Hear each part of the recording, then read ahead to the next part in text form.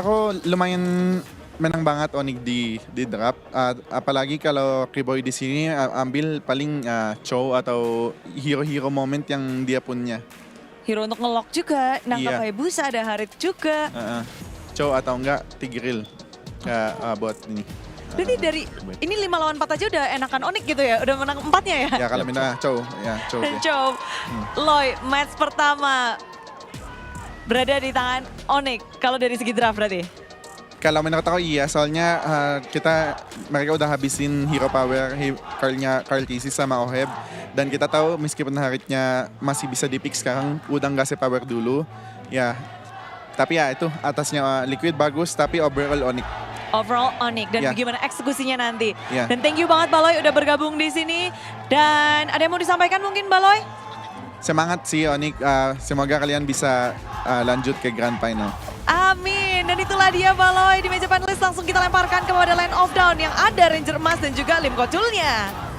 Yes, terima kasih banyak Budi Kelana Mosar, Umwawa, Al dan juga Big Brand Baloy. Indonesia kembali lagi bakal menjadi penantang untuk tim Liquid Philippines. Onyx Indonesia, champion MPL ID versus Tim Liquid, champion MPL PX. Let's go to Land of Down bersama dengan Ranger Mas dan juga Dan Koco, ini Battle of the Champion ya. Kemarin sempat udah ditandingkan nih. Kayak, rematch. Ya, anggaplah untuk grup stage kemarin mereka lagi gladi resik ya. Mereka lagi coba, cuman memang dimenangkan oleh tim Liquid PH. Tapi sekarang Onyx menurut gua dia tampil dengan warna yang berbeda. Semenjak di grup stage balik lagi dikalahkan oleh CFU, mereka seperti tertampar, mereka seperti baru melek lagi. Dan itu yang membuat kemungkinan dari TLPH di game kali ini yang nggak bakal bisa menang dengan mudah juga. Atau bahkan kayak Onyx yang akan bisa memenangkan gamenya. Untuk draftnya gue setuju dengan Baloy sih, ini pick off yang bagus banget. Untuk last picknya tadi gue suka banget kalau memang beneran Chow. Sempat mikir HVCC tapi bottom lane sepertinya team fight. Pok damage aja. Hanya pok aja. Kiboy lihat dengan 2 respect Purify. Ini bisa kita bilang 4 tim yang bertanding di semifinal. Estir dari mid laner mereka semua. Sanji, San, Super Friends, juga Stromy. Ya. Ini bakal menjadi satu pertarungan rematch.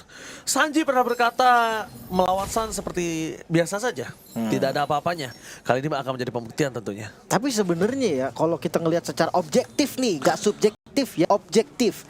Sanji ya apa kurangnya Sanji? Ya. Coba sebutin. Menurut gue untuk sekarang belum ada untuk performa dia di MSC ya. Tapi ya balik lagi nggak ada kekurangan bukan berarti nggak bakal bisa kalah. Ini tim kan 5 lawan 5 bukan 1 lawan 1. Betul sekali. Dan tentunya lihat di arah court lane kita melihat Savero, rookie yang menuju ke MSC International Tournament. Bermain dengan luar biasa, bahkan Oheb struggle. Kita menyaksikan Kyrie membuka vision terlebih dahulu. Langsung traction pulse ke belakang, Sanji Crimson Bacon telah dibuka pada pasukan tim orang Indonesia. Kyrie ter-take down kali ini, 1 poin kill dapatkan dari first blood. No power retribution. JP memilih mundur ke belakang dan Sanford. Apakah bakal coba ditukar menjadi poin kill tambahan, tapi nampaknya Carl Susi Fury untuk mendapatkan turtle yang pertama.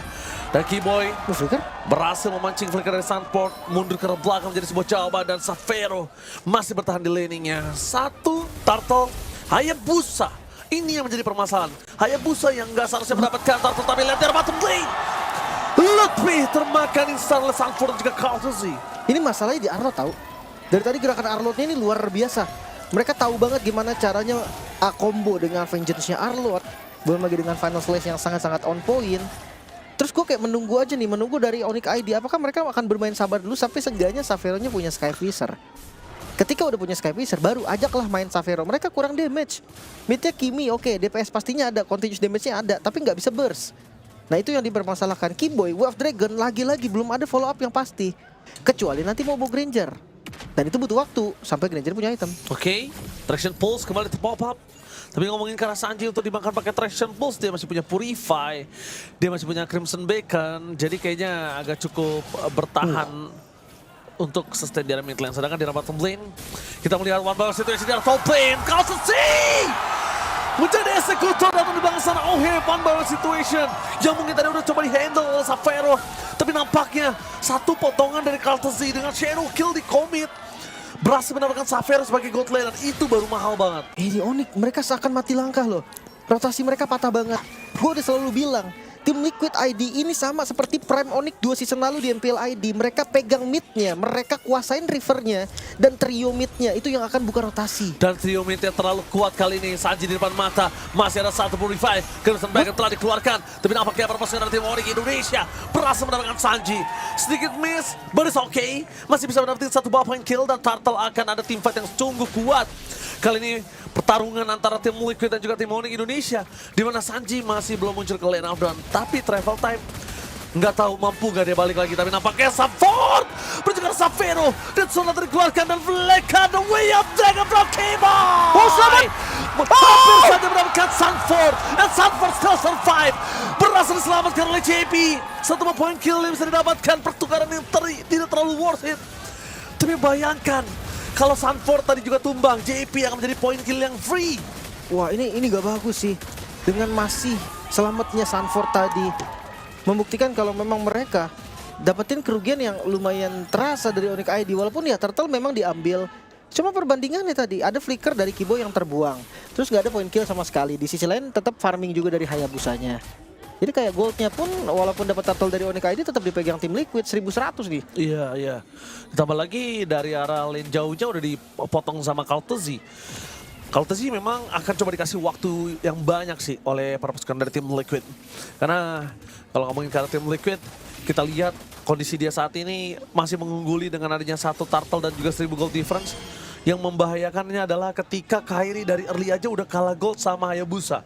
Itu dia. Itu berat banget. Makanya kayak hero yang harusnya mid to late game kan, malah unggul dari early sampai midnya. Bayangkan mid to late game akan sekeos apa nantinya dari Courtesy.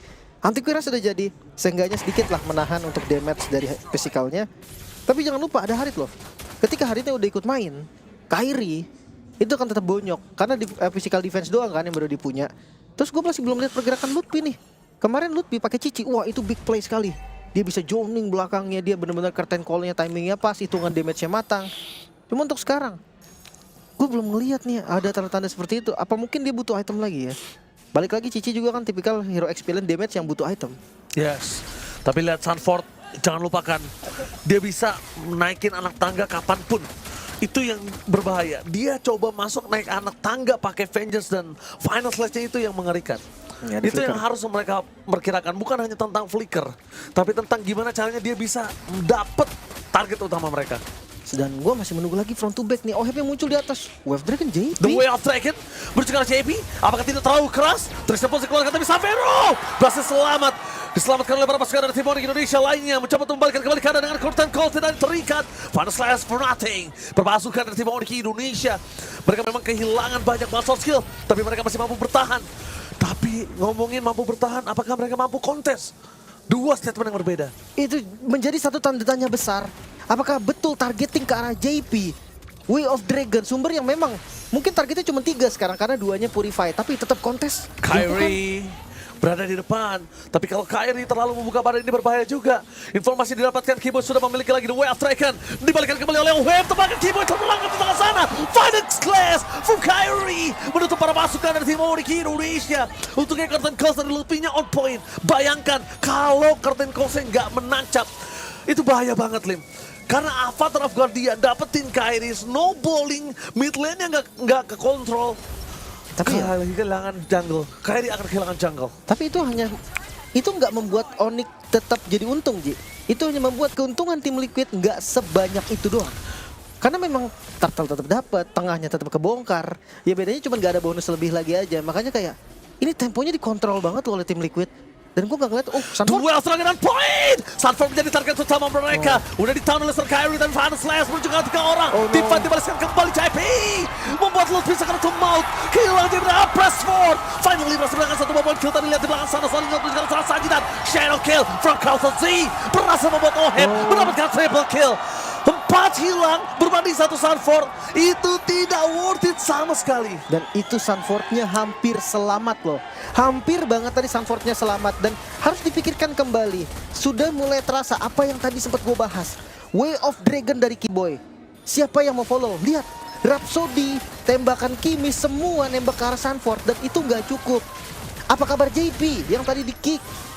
Mungkin targetingnya udah bener-bener harus dilihat. Dan iya, harus gimana caranya bisa mirror sih untuk sekarang. Perbedaan goldnya ini membuat bener-bener Onyx nggak bisa ngedeliver damage sama sekali. Ini dominasi. Ya walaupun memang nggak one sided karena Onyx selalu memberikan perlawanan. Cuma ini nggak cukup. Siapapun yang mau di commit itu nggak bisa. Kecuali bait dulu lah, bait purify dulu deh.